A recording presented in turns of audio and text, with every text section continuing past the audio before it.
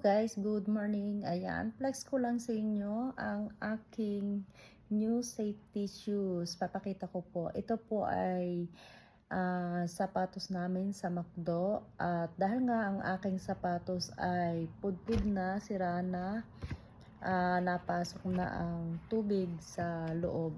Nabababad ang aking paa. Kaya nagrereklamo ako. Dahil nga nalalamigan masyadong aking paa ay baka ako magkasakit. At saka sumasakit ang aking mga ugat sa binti dahil nga sa tagal ko na nagtatrabaho sa McDo ay yun ang aking naipon, mga ugat sa binti.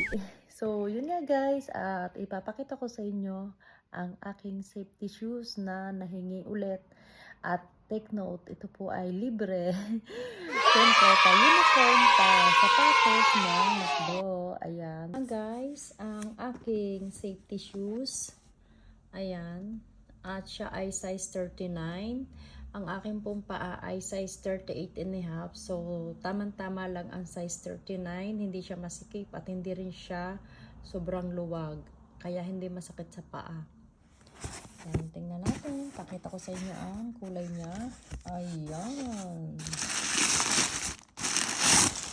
Wow! At nung isang araw ko lang to hiningi at ibinigay niya agad, in-order agad ng aking manager. Sana all. Ganda no, cute. May McDo talagang sign. At ito po ay bakal. Itong unahan na po. Talagang napakatigas nito.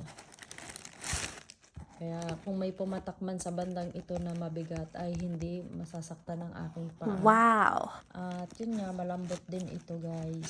So, ganda no? Size 39. Napakaganda. Ayan. At syempre, gagamitin ko na siya mamayang gabi. Dahil nga ako ay may schedule na naman. 7:30 to 1:30. At napapalaban na naman ako sa paggawa ng burgers. Lalo pat merong bagong balik na tinapay ay napakabenta nun. Tinapay na isa. Ano. Ganda-ganda niya guys. At syempre wala po akong binayaran diyan. Galing ha? At kahit sa uniform, pag ako'y humihingi, binibigay din naman agad nila. Dahil siguro nga, dahil ako ay laging nandun. Lagi akong nasa work. At dahil nga sa tag-ulan, taglamig, ay mahirap makatuyo ngayon ng uniform. Kaya ako'y humingi din ng uniform ko. So, yun lang. Thank you guys for watching. Ciao!